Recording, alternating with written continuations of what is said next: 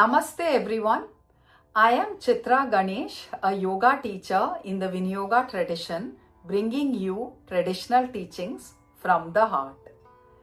Vedas are the ancient books of knowledge.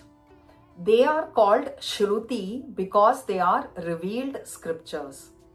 They are beginningless, limitless, and of divine origin. And all of this knowledge was transmitted orally from teacher to student since ancient times. So you can imagine it became extremely important to preserve and protect the Vedas. To achieve this end, the ancient masters came up with a set of disciplines called the Vedangas. The term Vedanga can be split up as Vedasya Angam. Vedasya meaning of the Vedas and Angam meaning limb. So Angam is singular, Angani is plural. So the term Vedanga literally means limb of the Vedas. They are 6 in number and they are listed in a shloka that I will just take a moment to chant. Om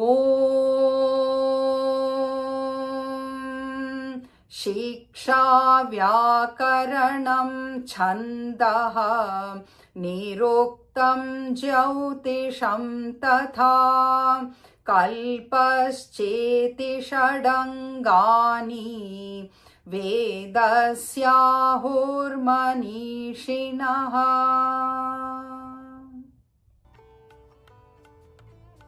So the 6 Vedangas are Shiksha, Vyakaranam, Chandaha, Niruktam, Jyotisham and Kalpaha. So interestingly, in our tradition, the Vedas are represented in a human form and called the Veda Purusha. And the Vedangas are described to be the limbs of the Veda Purusha. So let us look at the Vedangas and also understand which limb of the Veda Purusha each one of them represents. So the first Vedanga is Shiksha, which is the science of phonetics. It describes rules for Vedic chanting, especially in terms of pronunciation and Vedic swaras or notes. It also describes the correct manner to practice Vedic chanting and various faults to be avoided. There are many texts on Shiksha in our tradition, but one of the most well-known ones is Paniniya Shiksha. So Shiksha is described to be the nose of the Veda Purusha. Then comes Chandaha, which is the science of prosody. So this describes the various poetic meters of the Vedic mantras.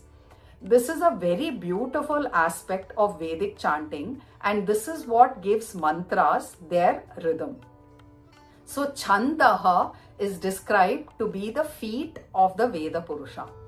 So Shiksha and Chandaha together focus on Swarupa Rakshanam, preserving and protecting the Vedas in their original form. Then comes Niruktam, which is the science of etymology. So it describes the derivation of words in Sanskritam. So knowing the root of a word in Sanskritam is extremely useful in understanding the meaning of words in mantras and therefore their context. So Niruktam is described to be the ears of the Veda Purusha. Then comes Vyakaranam, which is grammar. Vyakaranam is extremely useful in deconstructing the meaning of mantras and understanding their significance. The most important work of grammar in our tradition is Panini's Ashtadhyayi, which is supplemented by the Mahabhashyam of Patanjali. So Vyakaranam is described to be the mouth of the Veda Purusha.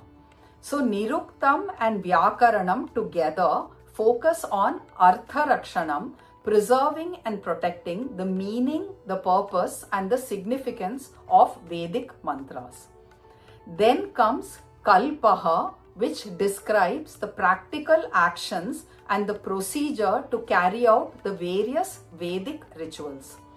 Kalpaha is described to be the hands of the Veda Purusha. Then comes Jyotisham, which is the science of astrology. This is extremely useful in determining the most auspicious time to carry out Vedic rituals. Jyotisham is described to be the eyes of the Veda Purusha. So Kalpaha and Jyotisham focus on Anushtana Rakshanam, preserving and protecting the practice and application of Vedic mantras in various ritual contexts. So as you can see, the Vedangas are of crucial importance to preserve our Vedic heritage. So I would like to conclude by chanting 2 shlokas from Paniniya Shiksha, which describe the Vedangas as the various limbs of the Veda Purusha. So let me just take a moment here. Om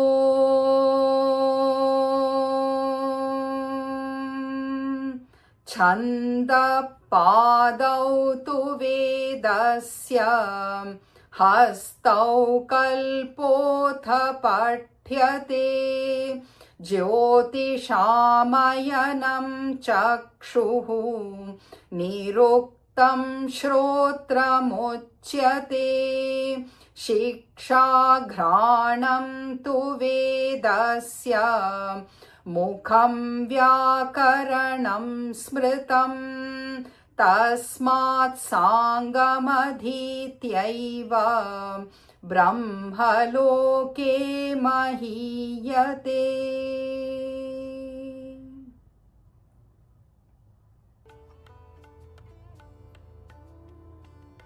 So thank you so much for joining me. I hope you enjoyed today's video.